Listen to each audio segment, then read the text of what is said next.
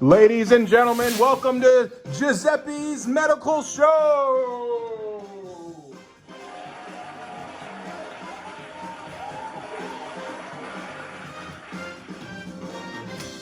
Woo! This is a good one. Hello, it's your host Joseppi here, and I'm here just to have a medical conversation and bring on a special guest to discuss a particular anesthetic device, per se. So, with a very, very, very warm welcome, I'd like to introduce our guest today, Miss Jessica McCoy.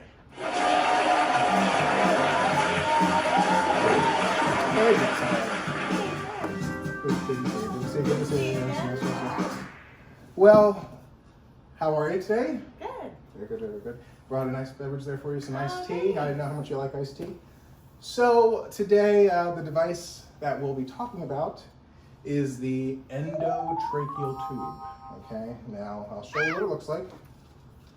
I was actually supposed to ask you if you know what this is, but we'll let you take a peek at it. Okay. Okay. It's this weird apparatus here.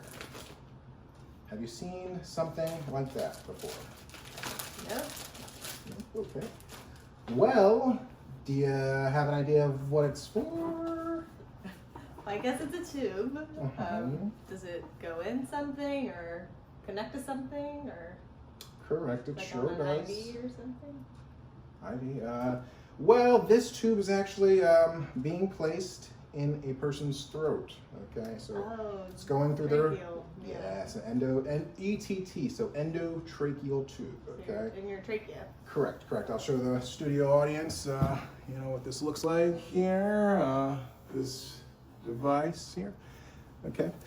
So pretty much, it's gonna go into a patient or a person's throat, past their larynx, into their trachea, to provide them ventilation, in a sense. And when we say ventilation, that's just pretty much breathing and respiratory effort and things of that nature. So you're breathing fine right now, correct? Yes. As am I. So what do you think would warrant someone needing a device like this? Maybe if they're choking or having like asthma attack or something. Yeah, that's actually a really good hunch. Sometimes when people have like asthma and stuff in their bronchioles or their lungs are very constricted, airflow to and from is a bit more difficult. So intubating them with a breathing tube like so would be advised in that case. But primarily it's either to protect an airway, so if there's something caught in the throat like you said, or if you're having trouble with breathing or if your lungs are not working to their full capacity. So it kind of goes around the same thing you're talking about. But as far as this piece of equipment, with me being in anesthesia school, I'll be very, very fond of this device here. You can hold it yourself there. But there's different parts of it that have different key features, which we'll talk about in detail here. So there's little markings on there, and pretty much that's, well, actually you can point one out to me and I'll tell you about it.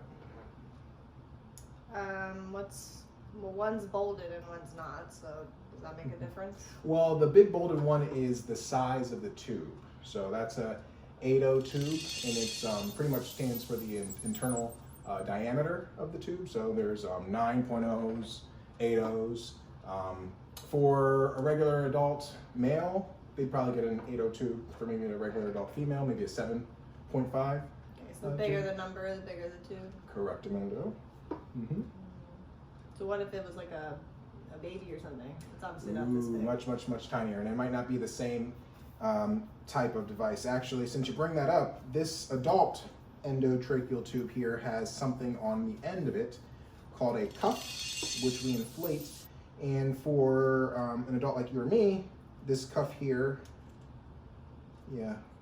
once you intubate the patient, so once you get it past their larynx into their trachea, you'll then make sure it stays in place by adding some air to the end here. You can see it's inflating, right? So how do you know that won't pop? Like.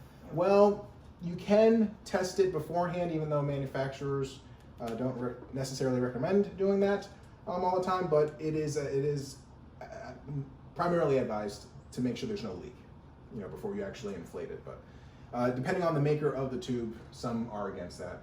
But, what's this for? This is going to actually keep it in their trachea. It's going to keep it in place and prevent it from coming out. Also, when someone is being intubated and on a breathing tube, how are they going to get their breath? So there's pretty much two main ways. There's a bag vast valve, which we're not talking about that, but pretty much it's a big bag that you're actually putting the air into their chest by squeezing the bag.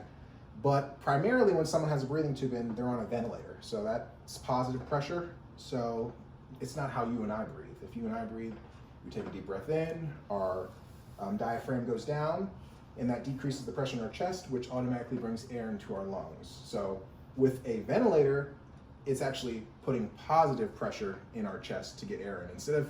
Instead of us creating negative pressure to bring air in, which is our usual anatomy and physiology, a ventilator is going to put positive pressure in to fill up our lungs. So if we're putting pressure in to someone's lungs, we don't want that air to slip out. Because if we put it in and this is not inflated, it'll just come right out, and you won't get any adequate ventilation. Correct. Yep. So that's that. Along with this tube here, there's also there's a reason for it to actually be slanted like that, diagonal. And there's a reason for this item on the side. They call that Murphy's eye here, little opening there, and the slanted diagonal diameter there, diagonal end. And that's because if for some odd reason the breathing tube is placed too far down, you don't want it completely flat on the end, at the end of the area at the end of the trachea where your bronchioles start, which is called the carina. If this wasn't diagonal and it was just flat, if it went too far, it would just sit there, and that would occlude the airway. But with it being like this, if it for some reason does hit the carina, you still have air that can come out on the side. You get it? That's why it's diagonal, as you can see there, studio audience. And then if for some reason you have secretions at the bottom here blocking it, this opening here called Murphy's eye is another way that you can get air to the patient, to and from. So it's like two backups. So what are the little numbers? Okay, so these little numbers are pretty much reference points by centimeters as to how long the tube is. So endotracheal tubes really depend. The size warrants the length. For an 8.0 tube, it's about 12 centimeters in length. Let's see, but this one in particular, we got 15 to 29, so it looks like it's about 15 centimeters, which has the mark, and that's about 8 inches or so. But pretty much for a normal adult, male at least, we'll judge it by, when we put this past their larynx into their trachea, as soon as we get past that area, so if I'm behind the patient, I'll be intubating them and putting it in. As soon as I get into their airway, I'm looking to have these big black lines be out of my line of sight. And as soon as they're out of my line of sight, that's where I know, okay, this is a good spot.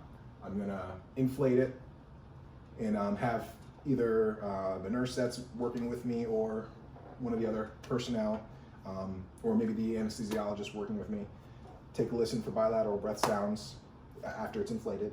And then if those are good, then that gives me a good guarantee that I'm in the right place, even though I will confirm it with x-ray. But to get back to your point about the tiny numbers, for the most part for an adult male, it would be anywhere between like 21 to 24 is where you would see it exit the mouth. So if you're talking about coming out of the patient's mouth there, it'd be around like 21 or 25. I'm sorry, 21 to 24 is where you'll see it, but everyone's anatomy is different, so. So isn't your trachea and your esophagus like right next to each other? Yes, actually, yeah, you got some good knowledge there. Your esophagus is behind your trachea, so posterior. This is anterior, posterior. So your esophagus is behind your trachea. So how do you not go into the esophagus? Well, we have to make sure. Well, that doesn't have to do with this tube here, but Sorry. but it's okay. To make sure that's it's okay to make sure we don't go into the esophagus. It's to make it, we have to visualize the actual epiglottis, and make sure that the epiglottis is out the way and that we're actually at the point of the tracheal opening. So I believe that's called the remiglottis, which is pretty much the opening when you have the vocal cords open. If I am not able to see that, 9 times out of 10, it's because I've passed it and I'm pretty much looking at the esophagus. Mm-hmm. So I should have visualization of the epiglottis, and I don't have a picture of that, but it sort of looks like, yeah, it's weird. It's like you got your vocal cords here, and there's like a little flap, and the flap should be out, and then the vocal cords should be open, and you want to get it right through there. So, anyways. So what's the yellow one for? Well, some special devices, some special endotracheal tubes, not all of them, have a apparatus attached to them called a subglottic suction. So when this is, and actually this is really pretty much state of the art, because I'm going to say maybe about 70% of the hospitals don't necessarily use this, but this device here has a little opening that comes down right here, and this is right at the subglottic area, and you hook this up to low intermittent suctioning, and it will get any gunk that's just sitting in the back of the throat, because remember, this is occluding the rest of the way down. So with us having this hooked up to suction, it will allow us to get rid of the extra excess fluid that's in there. It's like when you cough up phlegm, like it's like getting the phlegm out, kind of. No, not necessarily. That is a whole nother device that we actually have to put through the tube opening to get past down there. This is more so like stuff that secretions from your mouth that are just sitting on, sitting back here because it can't go down. Correct. Yeah. Mm-hmm. Okay. So do you have any other questions about this tube at all? Can you tell me, for to check comprehension, can you tell me what this device is? The endotracheal tube. Okay, excellent. Can you tell me what would warrant someone needing this device? If their trachea doesn't work and you need to maintain breathing. Excellent. And let's see here. Can you tell me? Let's see here. Why? Like, can you name a couple of the items at least? Like, name 3 of the different uses of the markings or apparatuses there or something. There's a size 8. Mm-hmm. Yeah, that's the size. And the little centimeters are where I guess it sits, like in your body. Mm-hmm. Whoa, that was not funny. That wasn't funny. Hey, I'm doing my best. Okay, I'm sorry, but you're absolutely correct. And then this blows it up so that it doesn't come out. Yes, very good, excellent. Well, I think you did an excellent job. To our studio audience out there in internet land, I want to thank you for coming on. Please enjoy your sweet iced tea there. I'll enjoy my coffee, and thank you guys all for attending our show. And we want to definitely make sure you guys tune in for the next episode of Joseppi's Medical Equipment. Okay. Thank you so much.